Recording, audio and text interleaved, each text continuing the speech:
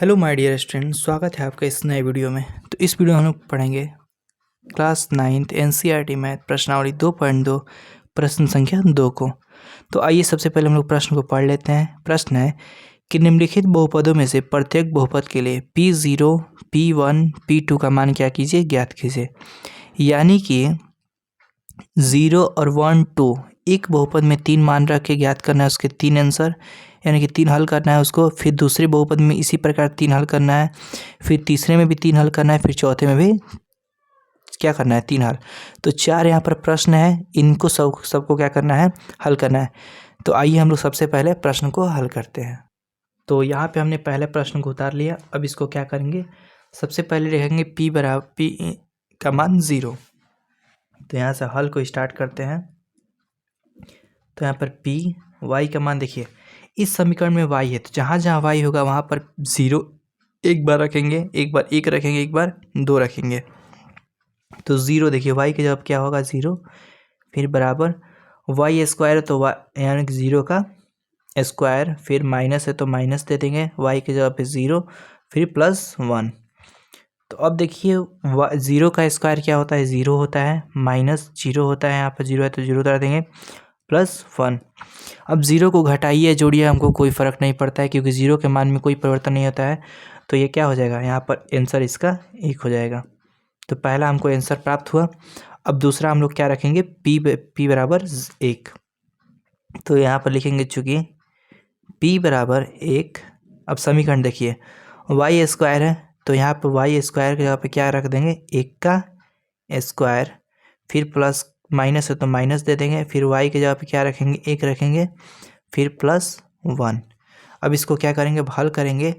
तो यहाँ पे क्या होगा, 1 का स्क्वायर 1 ही होता है, माइनस 1 यहाँ पर क्या हो जाएगा, +1। तो यहाँ पे देखिए 1 जो है प्लस में है और 1 यहाँ पर क्या है, माइनस में है। आप इसको भी कटा सकते हैं या इसको भी, कोई भी अंक क्या कटा सकते हैं। मान लीजिए मैं यहाँ इसको कटा देता हूँ तो यहाँ पर क्या बचा, 1। तो इसका आंसर भी क्या हमको प्राप्त हुआ, 1 प्राप्त हुआ। अब हम लोग p का मान क्या रखेंगे, 2 रखेंगे। तो लिखेंगे चूँकि P2 बराबर, ठीक है, जहाँ जहाँ y है वहाँ वहाँ 2 रखेंगे। तो यहाँ पर y स्क्वायर है तो यहाँ पर 2 का स्क्वायर माइनस, उसके बाद y है तो यहाँ पर 2 हो जाएगा, +1। तो देखिए यहाँ पे 2 का स्क्वायर क्या होगा, 4 हो जाएगा, माइनस होगा, यहाँ पर 2 का 2 और +1। तो सबसे पहले क्या किया जाता है, जोड़ने की क्रिया की जाती है तो सजातीय चिन्ह वाले को देखा जाता है। तो 4 का चिन्ह देखिए, यहाँ पर प्लस है, इसका माइनस है, इसका 1। तो माइनस प्लस नहीं जुटेगा, सबसे पहले प्लस प्लस जुड़ेंगे, तो लास्ट में क्या करेंगे, घटाएंगे। तो +4 है यहाँ पर और +1 है यहाँ पर। तो 4 1 कितना होता है, 5 होता है, फिर -2। अब 5 में से 2 जाएगा तो कितना होगा, 3। तो हमारा आंसर आ गया 3। तो पहला प्रश्न हमारा 3 हल जो हुआ प्राप्त हुआ। अब बढ़ते हैं अगले प्रश्न की ओर।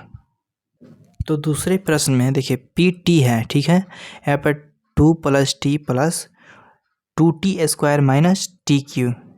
तो यहाँ पे ये समीकरण दिया गया है, जहाँ जहाँ t रहेगा, यहाँ पर y ना देकर यहाँ पर t दिया गया है, जहाँ जहाँ t रहेगा वहाँ पर क्या रखेंगे, हम एक बार 0 को रखेंगे, एक बार 1 को रखेंगे, एक बार 2 को रखेंगे। तो आइए सबसे पहले 0 को रखते हैं।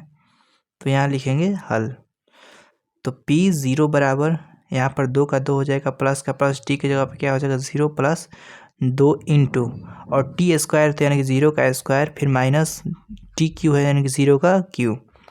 उसके बाद यहाँ पर 2 + 0 + 0 का स्क्वायर कितना होता है, 0 होता है, 0 में 2 से गुणा हो तो कितना होगा, 0 होगा, माइनस का माइनस, 0 का q कितना होता है, 0 होता है।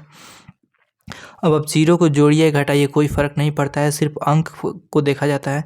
तो अंक कितना है, 2। तो यहाँ पर क्या हो जाएगा, 2 हमारा आंसर।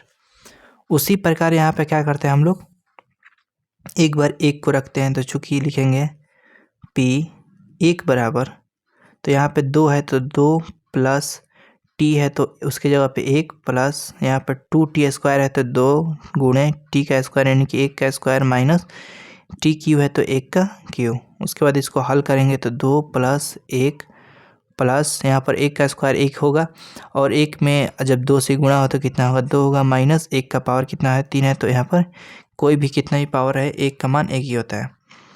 उसके बाद देखिए ये -1 यहाँ पर 1 प्लस में, तो ये क्या हो जाएगा, कट जाएगा, और यहाँ पे 2 प्लस में, यहाँ पर 2 प्लस में, तो क्या हो, 2 दूना 4। तो हमारा क्या हो जाएगा, आंसर। अब हम लोग निकालना है P2 बराबर।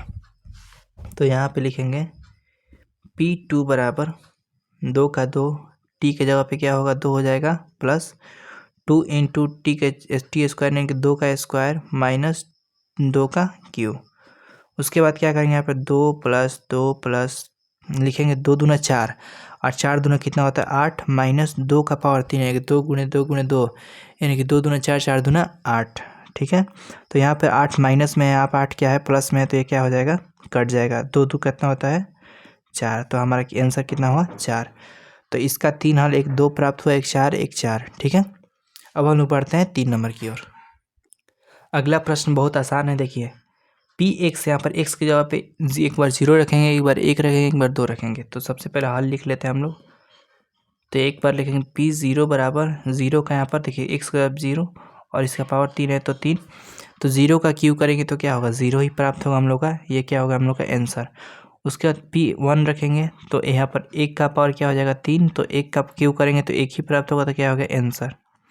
यहाँ पर P2 रखेंगे तो P2 यानी कि 2 का क्यू, तो कितना होगा 2 गुणे 2 गुणे 2 यानी कि 2 दूना 4 4 दूना 8, तो हमारा 8 आंसर प्राप्त हुआ। अब हम लोग बढ़ते हैं चौथे क्वेश्चन की ओर। चौथा क्वेश्चन है P(x) बराबर x माइनस 1 x प्लस 1। तो जहाँ जहाँ x रहेगा वहाँ पर एक बार 0 एक बार 1 एक बार 2 रखेंगे। तो आइए देखते हैं, इसको हल करते हैं। तो यहाँ पे P एक बार 0 रखते हैं तो क्या होगा x के जगह पे यहाँ पे 0 रखेंगे माइनस 1, यहाँ पे 0 प्लस 1। तो 0 में से माइनस 1 घटेगा तो क्या होगा माइनस 1 हम लोग का बचेगा, और यहाँ पे इंटू है बीच में तो इंटू, और फिर 0 में 1 जोड़ेंगे तो क्या होगा 1 होगा, यानी कि -1 से 1 में गुणा करेंगे तो -1 हमका आंसर हो जाएगा। फिर P का मान एक बार 1 रखेंगे तो यहाँ पे क्या होगा 1 माइनस 1। उसके बाद यहाँ पर x के जगह पे 1 प्लस 1। तो यहाँ पे देखिए 1 में से 1 जाएगा तो कितना होगा 0 होगा। उसके बाद गुणा 1 1 जोड़ेंगे तो 2 होगा, और 0 में 2 से गुणा हो तो 0 आंसर। उसके बाद P2 रखेंगे तो यहाँ पे क्या होगा देखिए x के जगह पे एक बार 2 रखेंगे और -1। उसके बाद 2 प्लस 1 यानी कि x के जगह पे 2 और प्लस में 1 है तो 1 हमने लिख दिया। अब यहाँ पे क्या करेंगे देखिए 2 में से 1 घटाएंगे तो 1 होगा, गुणे 2 में 1 जोड़ देंगे तो कितना होगा 3, और 3 में 1 से गुणा करेंगे तो 3। तो इस प्रकार हमारा 2 नंबर क्वेश्चन क्या हुआ कंप्लीट हुआ। अब इस वीडियो में इतना ही। अब अगले वीडियो में पढ़ेंगे हम लोग अगले प्रश्न की ओर। धन्यवाद।